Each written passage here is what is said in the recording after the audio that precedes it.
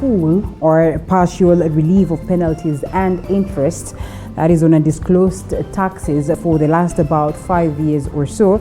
And this will be effected through the newly introduced Voluntary Tax Disclosure Program. And that's what we're here to learn about this morning. I know when we're talking matters tax, if you're really not involved, sometimes it can be a bit complicated. And there are a lot of questions that are cropping up, especially at that point where we had that relief courtesy of COVID-19, and then come January, yes, this relief was waived and we got back to systems normal. So we'll be having a specialist from KRA who will take us through what this particular tax is all about and what it means, and whether indeed we need to have some worry in regards to the same, or it is all well and good. This coming on board, and of course after the aspect of COVID-19. So much has happened in this world, and we need to get these reprieves. We need to also get ourselves back together to ensure that at least we are able first to fund the activities in our very own country, and importantly our own, and we stayed true to the fact that we need to always pay tax. So joining me for this conversation this morning is Monica Githuba, who is from KRA, so KRA Domestic Tax of course department, or tax department. So she'll be taking us through this to get to understand what this particular tax is all about and what it means for us. Again, I call it the Voluntary Tax Disclosure Program. Karibu sana, Monica. Thank you. You okay? Yes, I'm good okay. To have you. Yes. Tax is complex. So we first of all start by understanding just exactly what is this Voluntary Tax Disclosure Program.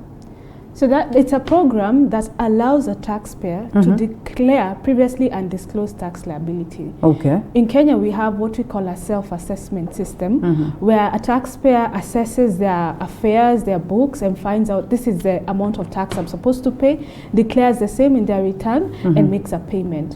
So in the process of that, you might have some undisclosed liabilities, maybe from your past affairs. So KRA is giving you a chance to declare such incomes, and then you're going to enjoy some relief, some tax relief. Should we not be scared about this? It sounds like a good deal, but not so good after all. It's a good deal, and KRA keeps it part because this is not the first amnesty. Right. We had an amnesty in 2016 for rental income earners, and many people were able to board on and start paying their taxes with ease and comply from that date henceforth. So even for this program, as long as you comply with some of the requirements, for example, declare all material facts and give the correct and accurate information, then the relief will be given to you. In the event that someone does not take advantage of this, what are the repercussions after, well, KRA catches up with you? So in our affairs as KRA, we do compliance checks. And a compliance check is just a check of what you've told us. You've told us you've made this certain incomes, but then we check and say, is this accurate? So in the process of that, in case you don't now take advantage of this, we might initiate a compliance process, and it might result in tax liabilities, plus now the penalties and interest that accrue from that. Yes. But just what exactly gets us to this point where you find people evading tax? I mean, are there no proper systems to check out on this? Why does it get to this point? So in the history of taxation in Kenya, we find that compliance has been an issue. Yes. And both maybe because taxation has been this thing that we term as complex. It's also something that requires you to pay some money. So some people find it quite painful, and then maybe they are told, they're given the wrong information, so they find that yes, they've just started a business, they didn't know which tax obligations were relevant to them, then later they find out I was supposed to pay this kind of tax, but I'm not paying. So this is an opportunity for you to now start over. As a taxpayer, you come to KRA openly and say, these are my tax liability. Okay. And if you come in the first year, which is now 2021, you would declare the tax liability, get into a payment plan, and you get relief for 100% of the penalties and interest. If you come in the second year of the program, you get now 50% remission of interest and penalty. And now in the final year, you get remission of 25% of the penalties and interest. All right. Knowledge is of essence. And I think you brought on board that angle. where most of the people run into this, or maybe they're not 100% compliant simply because they lack knowledge on what exactly it is that is required of them. So how much is being done towards ensuring that this, first of all, education reaches out to the people, or just where do we get to access some of this information? I mean, thanks to iTex, at least one can get to understand some of this here and there, but not everyone is privy to this.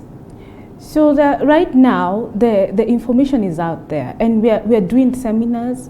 We have YouTube pages. We're on Facebook. We are everywhere.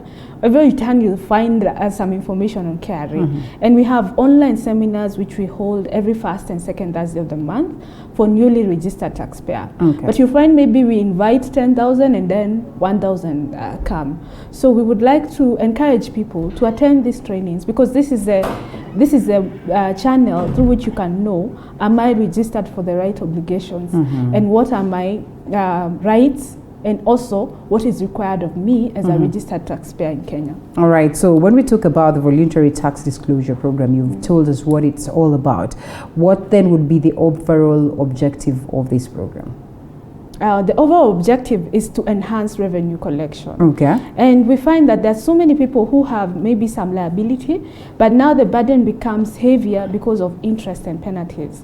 So if that part of the burden is waived, and now you can be put on a payment plan of up to 12 months, then it makes it easy for a taxpayer to now comply. So it's to lighten the burden and also bring more people to the TaxNet in such that we bring people on board and they're able to now start over and comply henceforth. You see, compliance is sweet, and I'm drifting away from this one for a moment. Compliance can really be sweet, and anyone would want to comply for as long as you get value for the taxes that you dish out. Just how much does KRA do towards pushing for value for money? Is there in this space a capacity for them to be able to see to it that, well, while they'll collect equally, the people are able to get value for this money that is collected from them?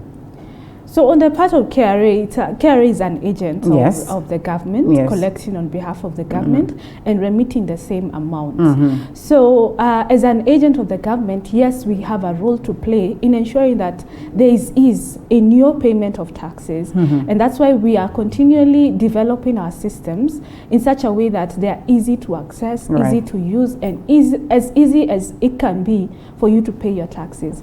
And also making taxation way easier. Like now we have new taxes, for example, the turnover tax, which is at 1% of your gross sales, aimed at the informal sector.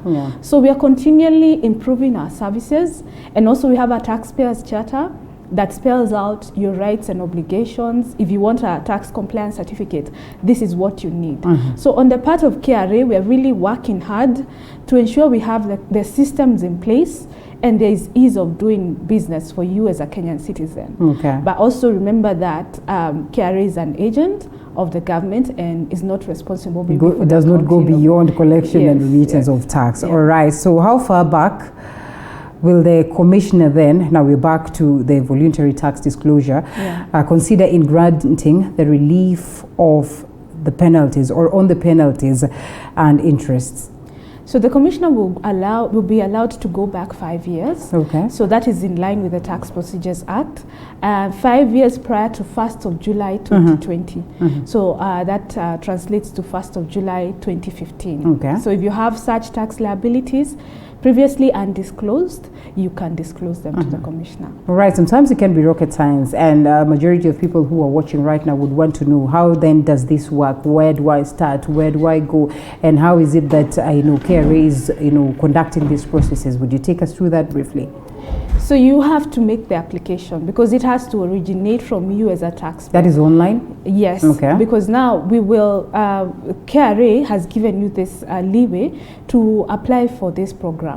So it has to come from you. You declare material facts, give us the correct information that is reflecting the true picture of your tax affairs, and then we'll be able to analyze that information and make a decision on whether you have given appropriate information information and that you have met all the conditions of this program. And then you get into a payment plan. If you get into the payment plan, make the payments within the time given in the agreement, then now you qualify for the release as we talked about earlier. All right. So at what point, or maybe after how long then, will the commissioner grant the waiver after an application has been submitted? So the timelines will depend on the process, the information you give. Yeah. For example, if you apply for the process today, but then there's some documentation that is required from you, then you're not able to maybe provide that documentation within, let's say, the week, or it would depend on you as a taxpayer being able to support these disclosures that you've made, so that we ensure that the taxpayers are giving us the correct information, and we're able to verify the same before to avoid just abuse of the program. All right. Yes. Okay. Well, sometimes there are people who can be crafty, or not necessarily crafty. Sometimes information that we have is not good enough to probably guarantee this. So we assume a scenario where maybe the commissioner has decided to grant that relief, but somewhere along the way, or somewhere along or within the agreement, they realize that this information that was disclosed was not true. Well, maybe someone did that intentionally, they did not do it intentionally. Like you say, sometimes we're not really privy to this information. What will happen? Will they still enjoy this grant? Or, I mean, in terms of the waiver of the penalties, or what then plays out? So if you don't declare the correct information, accurate, give all material facts, then you will the liabilities or the penalties and interest that have been forgiven will be withdrawn, and also you can undergo prosecution. So the thing is to ensure that you give them correct and up-to-date information, and put it out there. You know, material facts that maybe affect the liability will land you in the prosecution or withdrawal of the interest and penalties. So how then does one get serviced with, you know, what is expected of them in terms of information? If you are applying for this, are there procedures that you go through first, and then you're told, well, this is what we'd expect, this is the information that we want, as for these, backdated to what point, and all that? So the program is clear that it's 5 years prior to 1st of July 2020, and disclose liability. So when you disclose this liability, by case, the officer now will decide what evidence do I need. Of course, as KRA officers, we have been enabled with audit skills and compliance checking skills. So we know for this certain, maybe if it's a manufacturer, this is what I need to verify that the information they have given is correct. So case by case, it will be on a case by case, but of course have documentation to support the information you give. So you say there can be a waiver 100% and 50%. So if the first year of the program is 2021. So in the first year, if you come in the first year, get into a payment plan, meet the conditions of the payment plan, which is maybe making the payments within, let's say you've agreed 12 months, then you get 100% waiver. The second year of the program is 2022, and 2022 now you get 50%. 2023 you get 25%. So that's just to encourage people to come in 2021, declare these liabilities, and enjoy the waivers. All right. If one does not have the privilege of probably getting the chance to pay for this, well, we understand that we are also in the tough economic times, and we need to understand whether there's amount of money that is supposed to be paid for the benefit of the viewer. So if they have seen this and they would want to declare their interest, but equally acknowledge the fact that they are not in the best times financially, could there be any negotiations that can be worked out on to give them a reprieve or something? So even in the normal operations of KRA, there's something we call a payment plan. So we have a debt program that concentrates on collecting debt. If you're a cooperative taxpayer, then you're able to engage with KRA and get into a payment plan. And the conditions of this payment plan are set based on your ability to pay. So we're going to look at your ability to pay. Of course, we want you to be able to, we want to meet the objective of the organization, which is to collect revenue, but also we don't want to kill the goose that lays the egg. So we have to weigh and see what is the ability of this taxpayer to pay, get it now into an agreement plan. Remember, it's an agreement. So it's between you and the commissioner.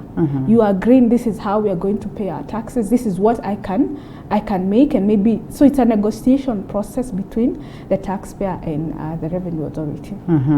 All right, and they can reach a point of agreement. Yes. Okay, so does the program apply to all taxpayers generally, or there are exceptions? So there are certain exceptions. In our processes as KRA, as I said, we do you assess yourself, then it's upon us to check your returns. So in the process of that, we might have some risk factors and issue with something called a notice of intention to audit. So a notice of intention to do a compliance check.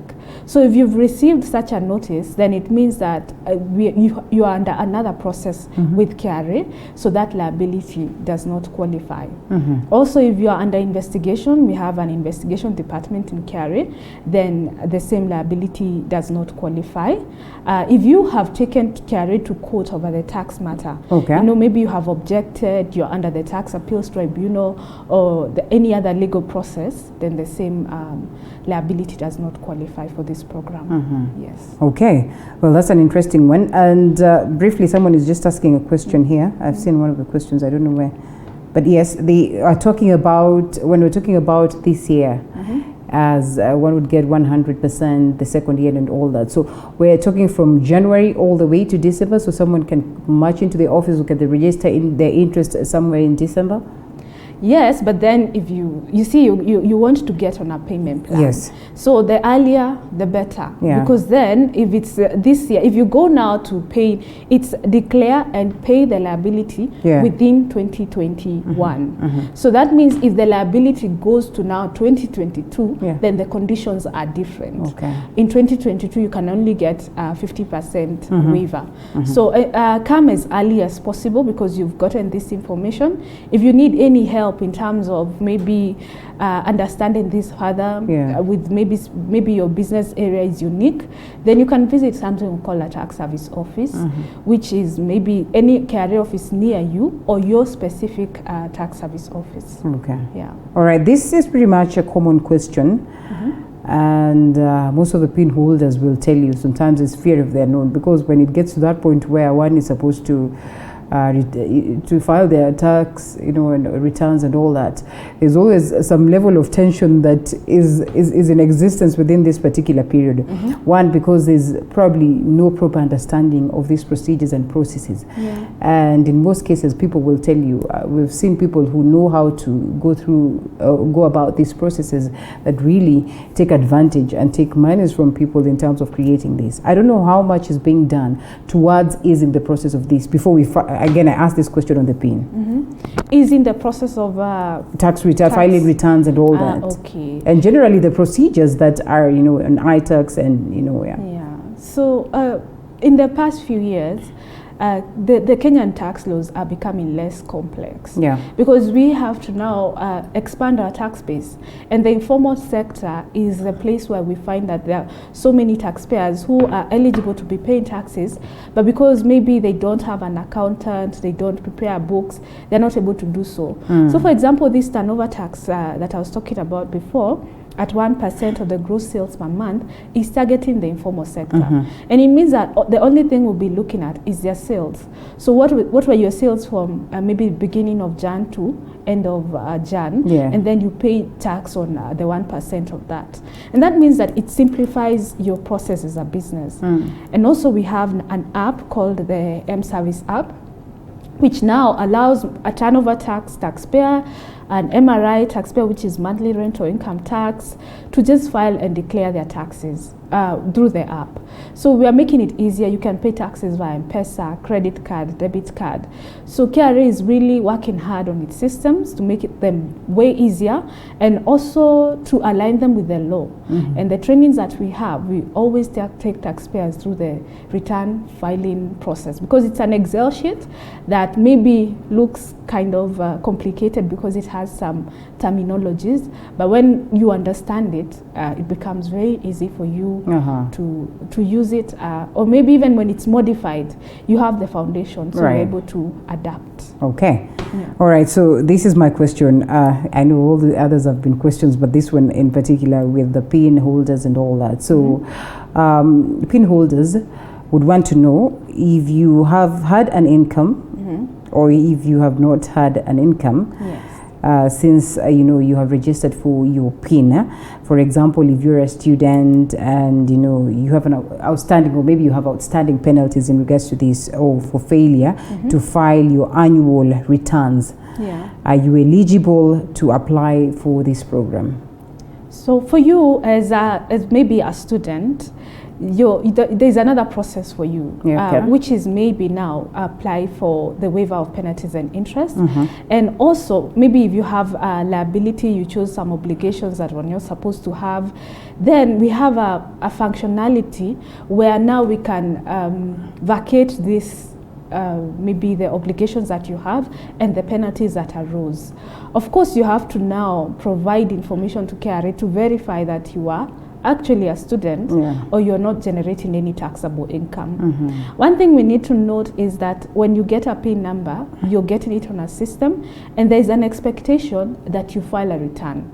And this return is just your communication with KRA, telling them that for this period, tax period, which is a year or a month, this is what I've generated. So in the same process, a nil return tells KRA that for this tax period, I've not generated any taxable income. So it's important that we file our returns for our own compliance sake, but in case that you may be registered to get help, you have now found out that there are some penalties, then you will need to visit your tax service office to get the penalties vacated. All right. One lady is saying that in 2018, I was not working anywhere, so I wasn't generating tax at any point. But upon filing my, she's actually saying that upon filing her returns, somewhere in 2019, is the last time, she was told that she is supposed to pay about 2,000 bob for the 2018 year, which she wasn't, generating money, and also I think wasn't generating in 2017. So when you have a PIN number, KRA PIN, there's a requirement for you to file a return, file and pay any tax liability. And as we said, it's a communication between you and KRA. So that this person failed to communicate to KRA that for the year 2018, I was not generating any taxable income via filing a nil return. So this being a system, and there have been laws, the system has to give you the penalty that is relevant to that tax, and that is 2,000 for individuals. So the process is there's room for you to apply for waiver of interest and penalty, but also remember that the tax officer now has to verify this application of waiver and maybe grant it or not grant it depending on how you defend your case. All right, so there's always fear, and I think that's why I started by asking you. So today I am coming here to declare my liabilities and all that. There are going to be penalties for me in any way. Should I get worried? Because KRA is like, they're always waiting for you to come and declare that, all these months I've not been paying tax. No. For this one, this is a confidential program that has been made or has been provided for you as a taxpayer to have a clean slate, to start over, to say, yes, I've made some mistakes in the past, but I'm willing to change. Because as we go forward, you find that maybe you have a business and there are some parts there's some gray areas in your business that okay, tax, if a tax officers come, then I'm going to be in trouble. But now you have been given a chance to bring yourself and say, this is my gray area, kindly help me, because in future, I want to now comply and start paying my taxes as I'm supposed to. All right, and speaking of which, then after the program, because I'd want to believe that if you are in a correctional facility, then right after that and you're done clearing everything, there's always that follow-up program to ensure that you comply this time around. Are there special programs that will be incorporated on this? So I wouldn't say special program. I'd say it's the normal process of KRA, of checking returns, doing compliance checks, doing audits. So that continues regardless of whether the procedures are there or not. So take advantage of this program. For example, the success part of the amnesty that was given for residential rental income, where now people came on board. There are people who can give a testament to, they can testify that this amnesties work, in that now you're able to work with ease and to have peace of mind as you carry out your business. Some individuals would want to take advantage of this, maybe those ones who are under audit, those ones who have been served with notice of intention or to investigate or carry out, an audit in regards to their compliance aspect. Others who are party to ongoing litigations or something of the sort, and so they would know this program is here and probably would want to take advantage of the same. I know you've mentioned of individuals who probably are not eligible to this. Are the same that I have mentioned, are people who are in these categories eligible to the same?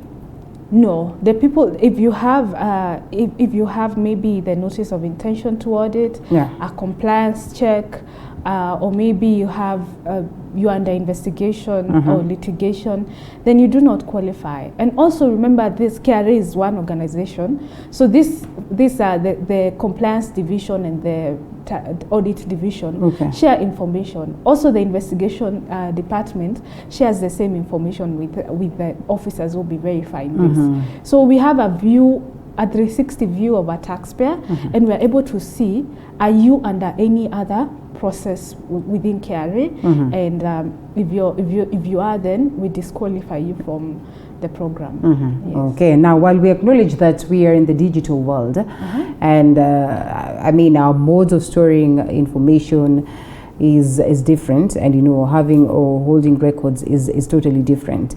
But reality is that sometimes officer number 1 would be the officer that has taken you through this program, and maybe years to come the officer is no longer there, and probably again officer number 2, 3 comes on board, and they would want to get to you and try to now start hunting on you. Is there something that would be there in terms of tangible information and evidence that one has taken advantage of this program, and thereafter they need not to worry about the future?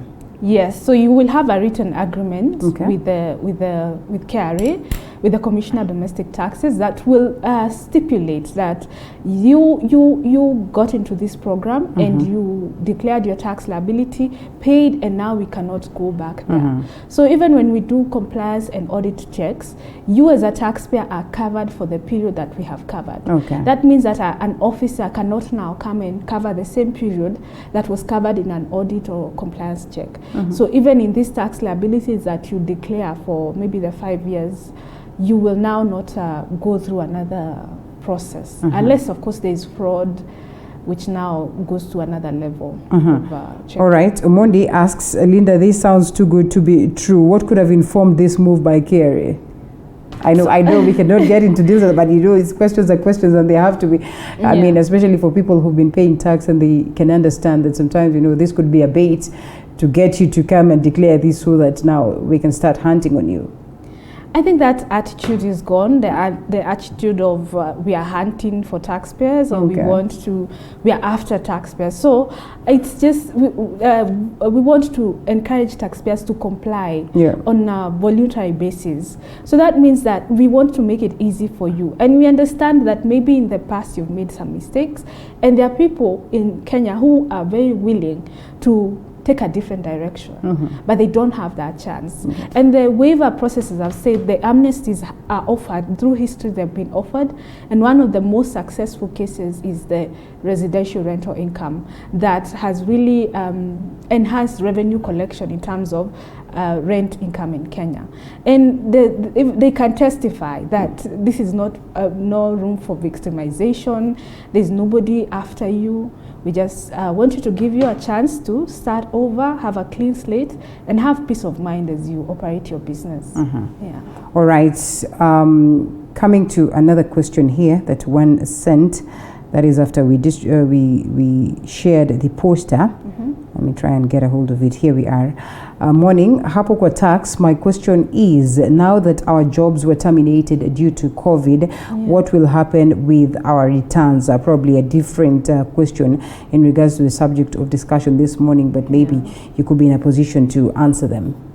Yeah, so this year, unfortunately, some people have lost their jobs. But remember, a return is the way you communicate to KRA that for this year, this is what I earned. So you still have to file your return and tell KRA give the accurate information in your return.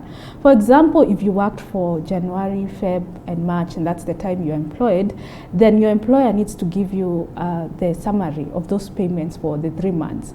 And that's the same document you're going to use to now file your returns for the period that you earned and the amounts that you earned. So the key thing is to give accurate, true, and correct information in your returns.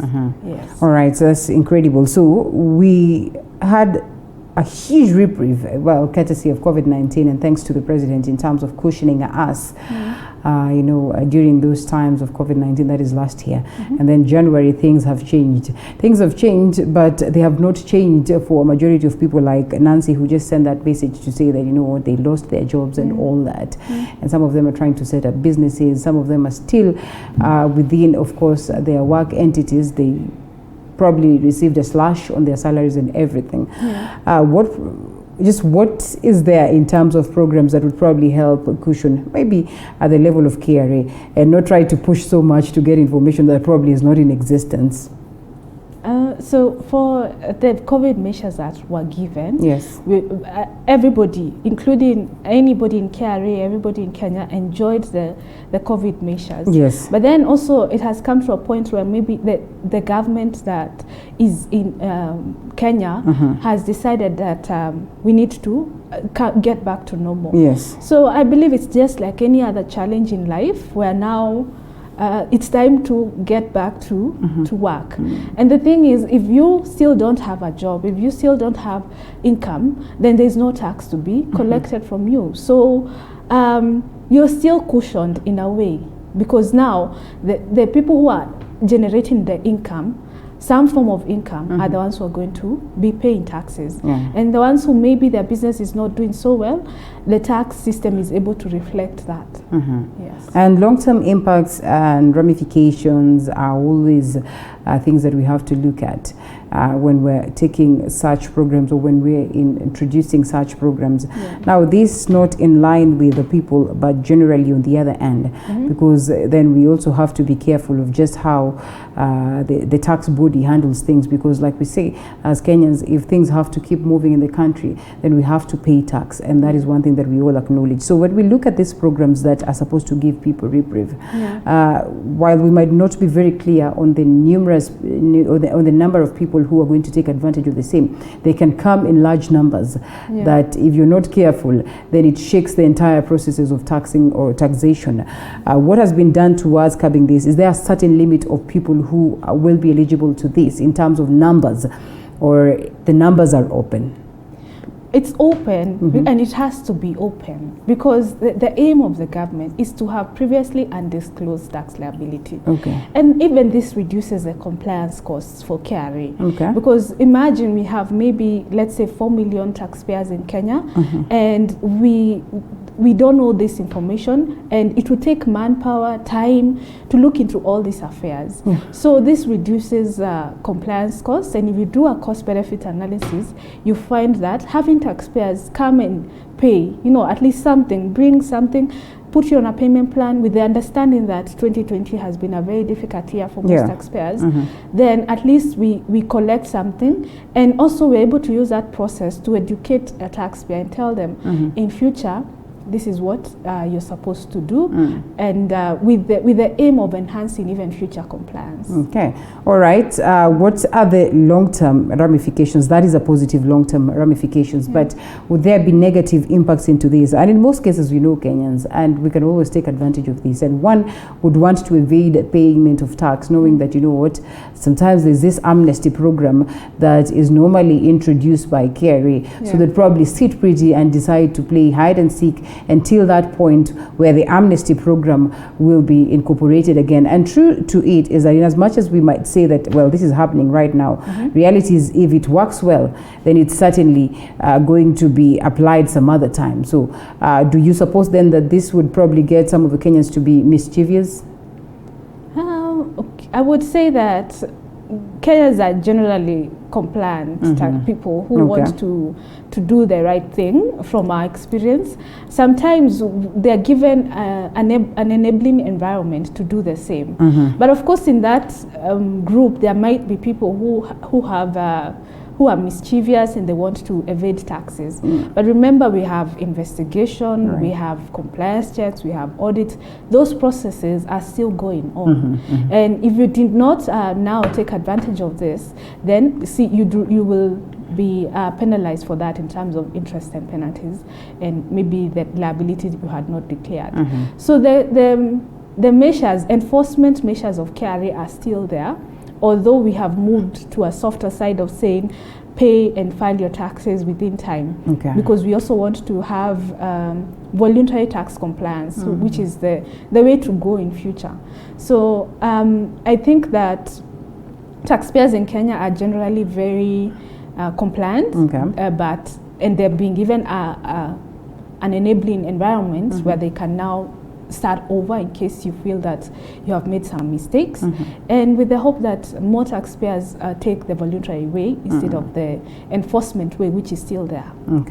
All right, so we call it the first time, or maybe the newly introduced voluntary tax disclosure program. It's the very first time that it's happening on this line? Yes, but there have been amnesties before. And but now for this kind of amnesty, this is the first time that it has taken this form. Yes. All right. What are the hopes and beliefs that Kenyans are going to take advantage of this and come out and speak out? Of course, as the year progresses, we are going to know the results, but there is an expectation that most people in businesses will take advantage of that, of this. Because from my experiences, you find that, yes, people have liabilities, but they're just sitting on it and praying every day that no KRA officer comes near me. But now, you are given a chance to actually bring yourself and say, these are my problems. And then, like Jesus, you're told, go ye and sin no more. So it's that kind of opportunity that has come. All right.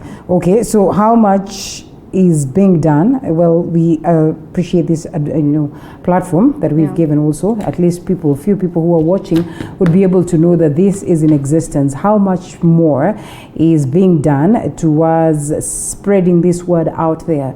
So yes, the people who are in business, I want to believe that a majority of them are the ones who are going to take advantage of this, because on an individual basis it could not be as such. How much more is being done towards spreading this to the people to get to know that there is this reprieve that comes along with the voluntary tax disclosure program? Yeah, so on almost a daily basis, we are holding seminars, and now because of COVID, we are mostly doing them online. And every time we do this, we do these forums, we take advantage of that and inform our taxpayers that this program is available. And we've been doing it since the Finance Act was made into law.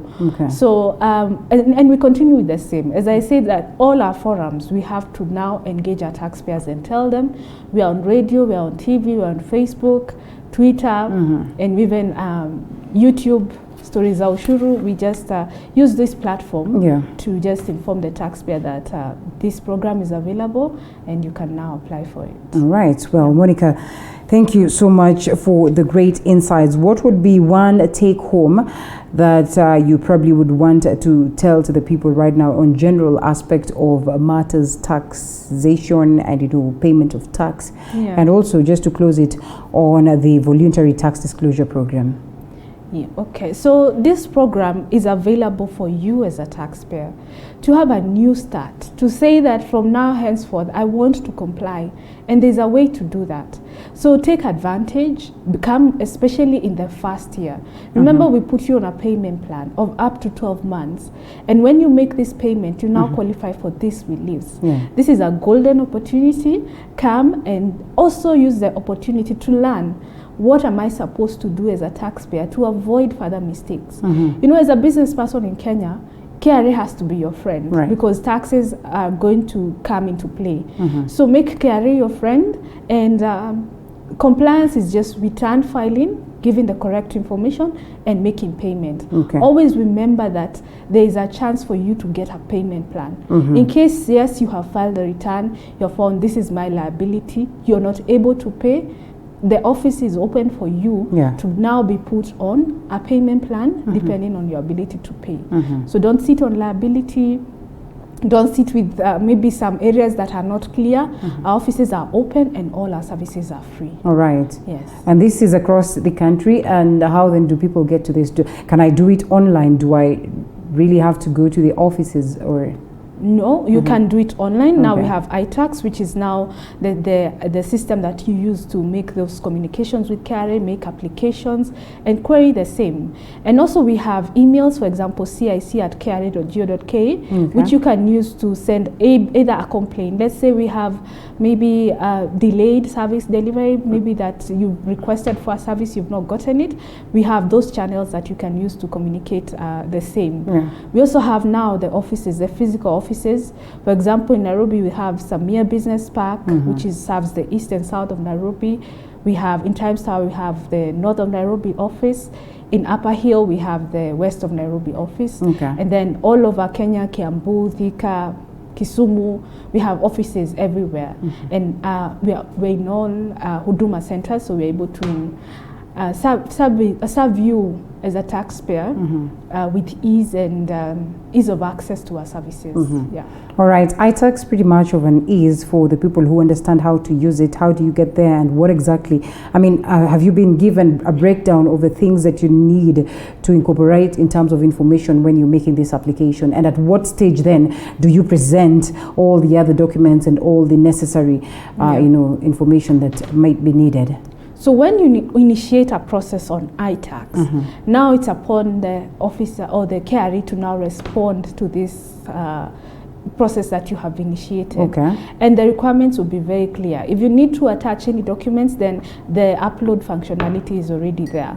So even if it's a refund, any other process that you engage with in KRA, you make the application, then now KRA responds to you and tells you maybe you need to provide this documentation.